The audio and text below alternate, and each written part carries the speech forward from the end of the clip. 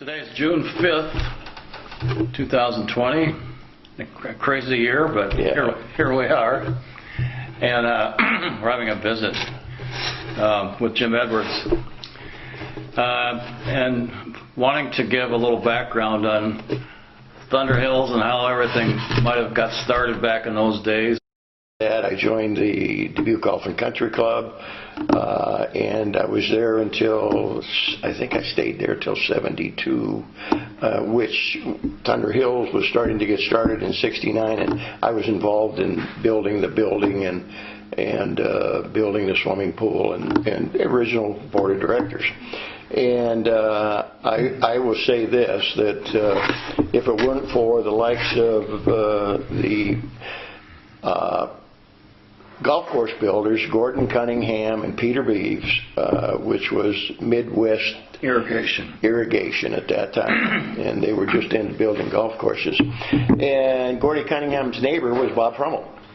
Okay. And Bob Frummel, of course, he didn't want to join a country club. He wanted to have something that was more blue collar. And as a result of that, Gordon Cunningham and Peter Beeves of Midwest Irrigation, the lawyer was C.J. May, and their banker was Frank Dunn from East Dubuque Savings and Loan. And so the four of those got together with Bob, and they formed the original idea of trying to find a place to build a golf course. At that time, Lyle Kopp, who has been a member here for several years, has moved to Florida. Lyle was a realtor, and he found the property out here, and the two different farms that were owned, they got together and bought, and I think we paid $100,000 for the two pieces of property. Okay. Built the golf course. No, I'm sorry, we paid $110,000, and then we built the golf course for $100,000, built the clubhouse for $100,000, and built the pool for $45,000. I was kind of wondering about the connection of the golf course and a community around it. How did that kind of get started? Well, we knew when it was developed, and had again, Cunningham and Peter Beeves knew that we wanted something in the area of 100 lots here, because we knew in order for us to be able to finance this with the bank, even though the money was coming from the members at a very, very small amount, $500 a piece, and we needed 300 members.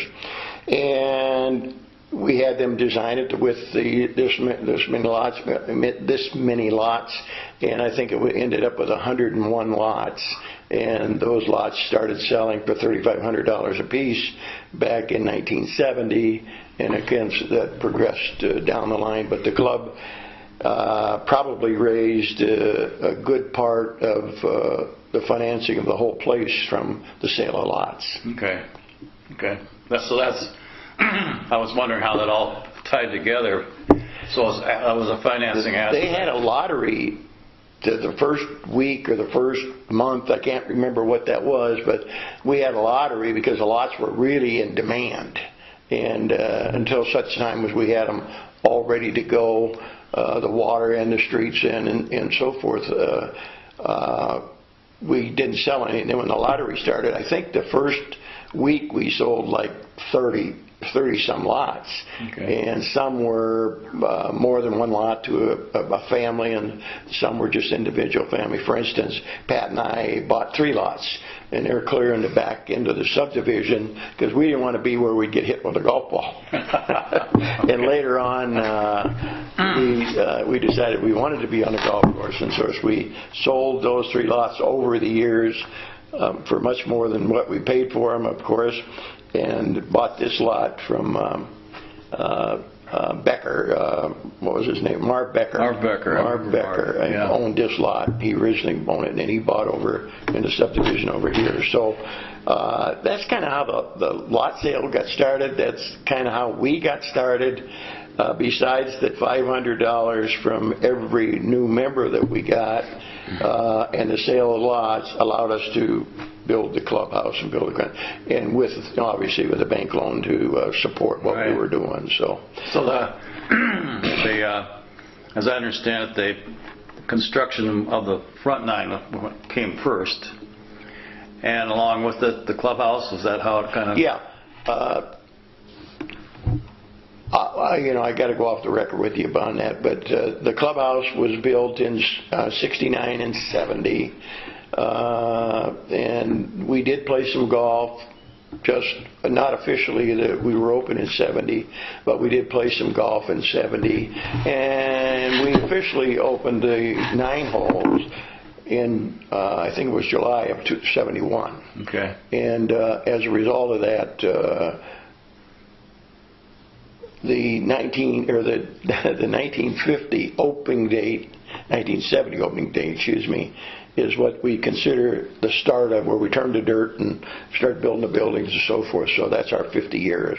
If you want to go back to where we officially opened the golf course for 9 holes, it was 1971. Okay. And we officially opened it 18 holes in May of 72.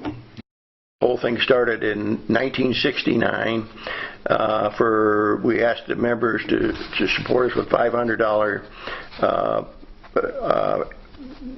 a fee for joining the club and $20 a month for becoming a member. There were these 2 farmlands, as I stated earlier in here. You sort this out, I believe, don't you, a little bit? Yeah. And we put an option on those pieces of property through Lyle Kopp, who's a lifetime member, or a longtime member. And then again, these particular 4 or 5 people that started this club, Gordy and Pete and Bob and who else? Well, C.J. May and Peter Dunn. Yeah, see, there was Frank Dunn. There were so many instrumental in this. When you take A.J. Spiegel's father, for instance, Al Spiegel was one of our original greenskeeper and grounds guy, and a nicer guy you could have never found. I mean, the people that lived out here in the wintertime, he was out here plowing them out, getting them in and out of the subdivision. There was anything you needed, Al Spiegel was the guy. Did he live out here in this area, or? He lived out on the farm. No, okay. He didn't live here, yeah. And, of course, he had 2 sons, A.J. and Billy. You probably know both of them. And it was, again, even all down the road, when we did many things after A.J. got in business, he was very instrumental in helping us, and especially with the new clubhouse and raising money for doing the watering the fairways and that type of thing. So.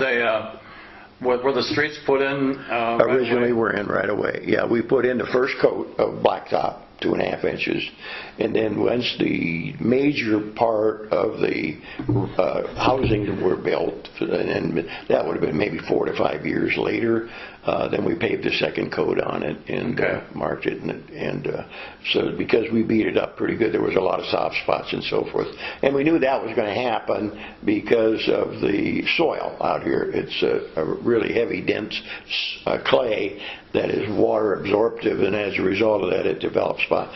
So with a lot of repair work and in the 4 or 5 year period, and it may have been 4 years, it may have been 3, I don't remember, but we were able to put the second coat on, and everybody was able to, to function properly with the new roads that we had. Our goal was 300 members. We came up before our deadline about 30 short. And one of the guys that was really interested in our club was Mr. Wallert, Harry Wallert, and the owner of Dubuque Packing Company. And Harry called Bob one day and said, "Bob, how you doing?" And Bob said, "We're 30 short." He said, "I'll buy the 30. Wow. And he did, and we called the bank, said we had our 300, and we were ready to go. The bank released the financing, and we began. Of course, that was in 1969, early 70. Yeah. Okay. And of course, he signed a lot of people to those memberships. A lot of his people down there. So we were really had a lot of John Deere people as well as Dubuque Pat people that really sorted this place and shared in this place. I think that if it weren't for the PAC and if it weren't for John Deere, we might not be here today. But those guys, the people that were upstairs at John Deere, and also, of course, the leader of the big packing company, very instrumental, as were many small businesses that come in and get some people. They'd actually buy 4 or 5 memberships and then assign somebody to that membership, and you didn't have to pay the down payment to belong, but you would have to pay the monthly due. Which how much was the monthly due? $20. Okay. You know, that was the first year. I don't know whether that first or second year. $20, and of course those guys jumped at the chance. You know, sure. We're talking $20 times 12, $240 a year, and you got a membership in a golf course. You know, so that was. It was just so interesting.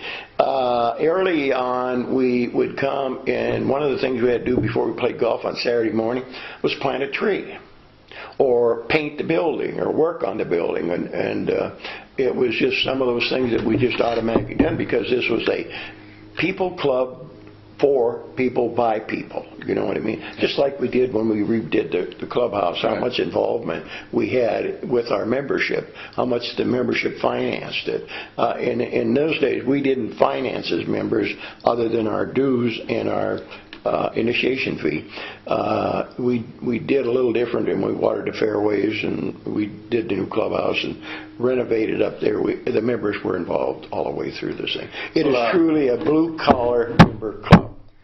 The maintenance shed, was that put up at the same time? The maintenance shed was put up before the new clubhouse was up. That was up well, the new clubhouse was built in 2003, opened in 2004, so I'd say the maintenance shed was either 2001 or 2, somewhere in there. And the pool was about the same time? The pool was built when the clubhouse was built.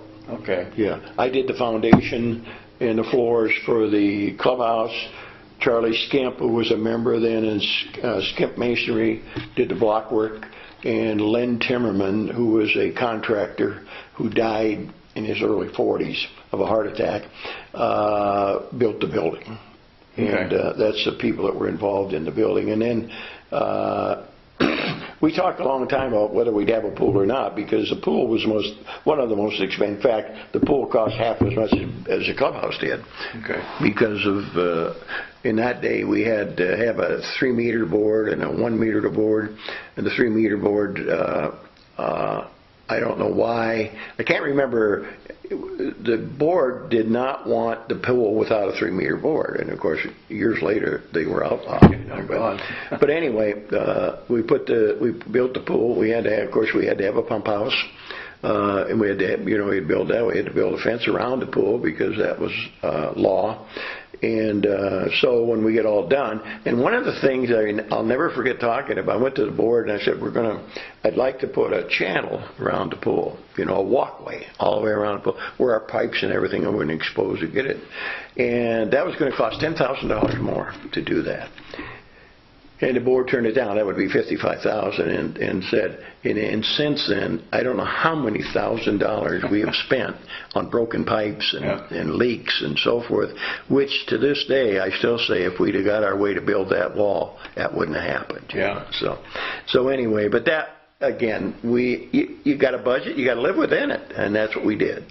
I agreed with it, even though I didn't agree that was the right way to build a pool. And any of the pool builders that bid that project did the same thing, and I happened to come in way under what there was other bids that came in, and it was a case of me never being involved in any of the decisions being made as far as who got what, when, and where. But I always had to come in low and to get the job, and I did. So, tennis courts weren't built right away. They were built a couple years later. I just don't remember exactly whether it was 71 or 2, somewhere in that area they were built. How about the formation of the homeowners organization? Right away, that was. Of course, we sold lots, and Bob Frummelt and Bob Jackanaw, and there was 3 or 4 that wanted to build a house right away. So we had to form the homeowners association. I was on the original board of that, and we because I owned lots, so I was part of that. And we do. I can't tell you exactly what date that started, but it was shortly after after we started building the club. It was long before we opened the club. So, let's say, once the clubhouse, whatever, course is ready to go, how many houses do you think were out here at that time? Probably at that time 20, Okay. 15, 20. There wasn't that many. How about the first pro? You had to hire a pro. So we hired a guy by the name of Dale Moore from Texas. Dale was over at the, again, East Dubuque at Lacoma. He worked for Gordon. And we interviewed him and a guy by the name of Dick Holzer. And Dick Holzer came up and went to work for Gordy over at East Dubuque, and Dale Moore was our first pro manager. Then we hired a guy by the name of Jim Elliott, Jim and Sandra Elliott, and you probably were familiar with those people. Very good. Sandra, as they called her, chief, run the pro shop most of the time. Jim, run the golfers and the events and so forth. And the two of them did a great job. Did they come here from the area, or were they outside? No, they were from, help me, just the east of Des Moines. Anywhere, I can't think of this city they're down, but they're from Iowa. Yeah. They were from Iowa. But and Jim, I think he was a members pro, unlike Dale, and so I couldn't compare him to anybody else because I never had anybody else. Other than when I was over at the country club, Bob Lavchek was the pro, and he was the ladies' man and a gentleman, and so Dale Moore was a country boy from someplace in South Texas, and and could play golf. I mean, he could strike it with the best of them. He'd drive one all the time. I mean, that's how long he was on it. But that's what got him the job, and it's not. We don't need the kind of a guy that can play straight golf. We need a guy that can handle the people and be with the people. So, and then I guess you know where we're at after that, right? Yeah. Okay. Let's see what else. And Al Spiegel was our groundskeeper.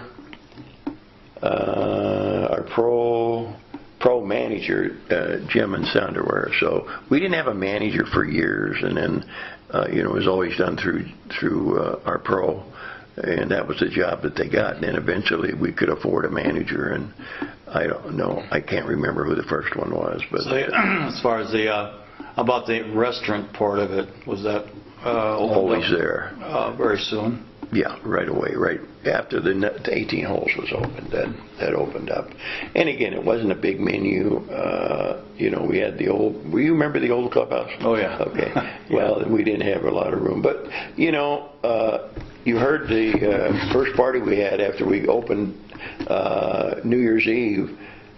In order to have the booze and stuff to drink, everybody brought their own bottle, which you couldn't do today. If you drank beer, you brought a case of beer, and that's how we got the bar stocked. And the water to mix the drink. Never forget that first Bob Frummel had a terrible time.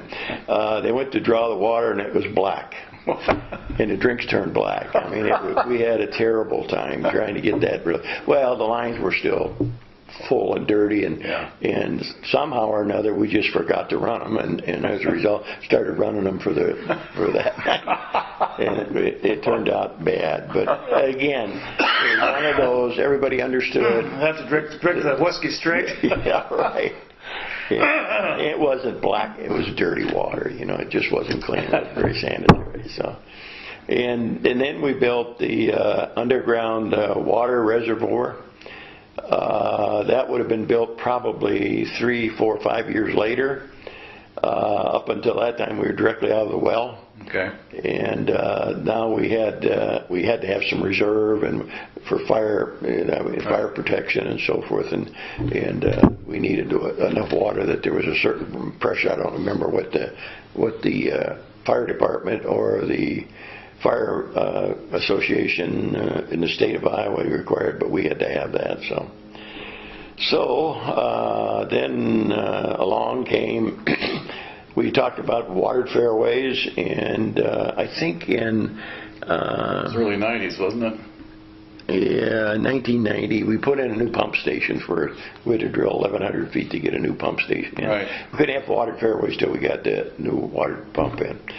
And when 1990, probably 1991, we put in a test on 7 down the center. And it was so popular that, agreeing that in the next couple of years we had to raise money. That was an automatic seller. Yeah, automatic seller. And we did it along the road, everything else so everybody'd see it, It was done there with a purpose. Of course, I wasn't on the board then, but I remember that was the purpose of it.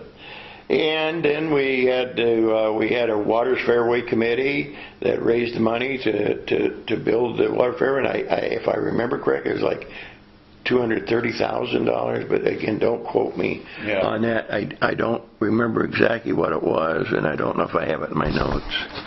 No. What a great improvement that was. Yeah, and then in 1995 we redid 17. It used to tilt really bad, and Gordy Cunningham, the builder of the golf course, came in and did that for nothing. Is that right? Yeah, he redid that. Was that was the one that they took aside? They took the top off. Yep. I remember that. Yeah, and that green, remember in the early days, that green was so pitched that if you'd hit a ball, even if you didn't have spin on it, it would come off. And there were so many chip marks below it, they had to do something about it.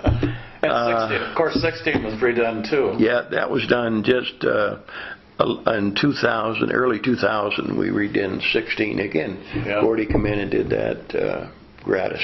Yeah. Yep. Then in, of course, 2003 and 4, we started the clubhouse, and 4, and I think this would be interesting for you. This is every day of building the new clubhouse. Oh, wow. Every day. I kept a copy of that because I was the general manager in building the clubhouse, and this tells you everything that happened each and every day of building that clubhouse. It'd just be interesting to read. Yeah, I would love to read it. You're sure welcome to it. But that'll give you all the stats and everything else about the new clubhouse. Had we done that with our old clubhouse, we had. I was a historian and builder in this one, so I was able to do that daily diary. Well, what was the motivation to actually build a new clubhouse?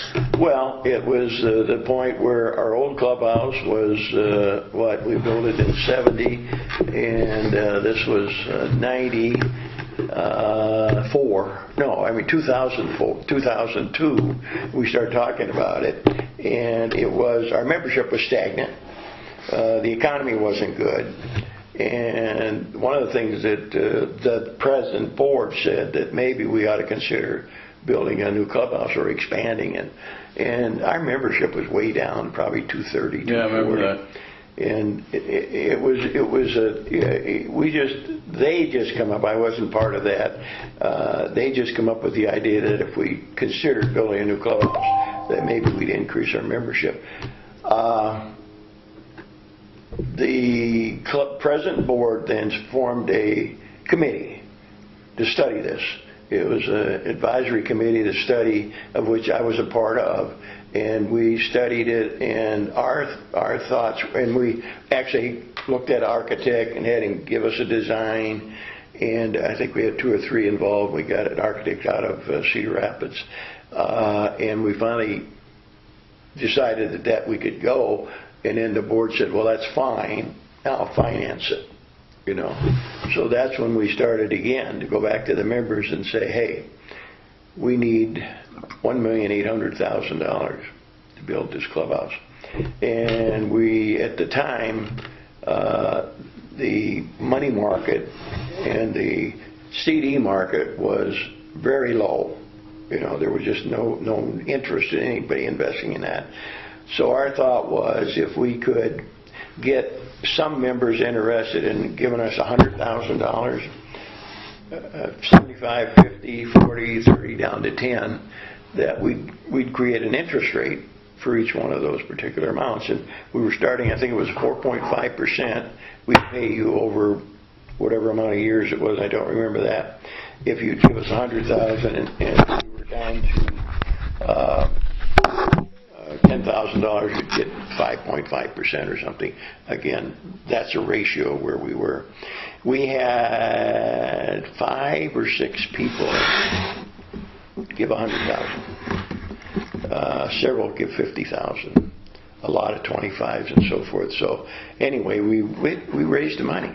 Okay. And the interest rate was at or below or above any CD or money market that you could get at that time. We were in a favorable condition to offer a low interest rate. And I think the average interest that we paid on that money is around 5%.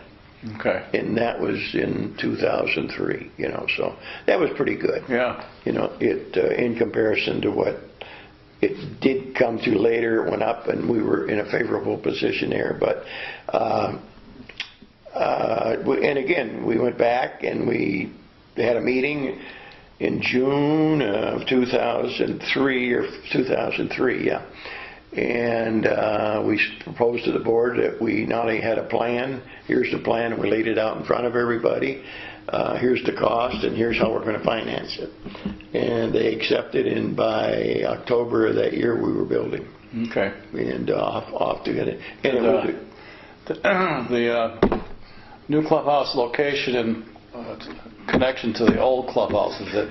Yeah, we just flipped positions for the parking lot that sets where the old clubhouse was, and we knew that. And again, architect review come in and said, it'd be perfect to see that clubhouse, the back of it, coming down 9 fairway, and then teeing off on the other. The other one actually faced number 1 fairway, if you remember. Yeah. And so it was just a common sense that's where we'd put the clubhouse. Okay. The ground was perfect there. There wasn't any fill. There wasn't much soft clay in there. It was, it was just the right place to go. And as it turns out, it was the right place to go to the clubhouse. No question about it. It's beautiful coming down that 9th fairway.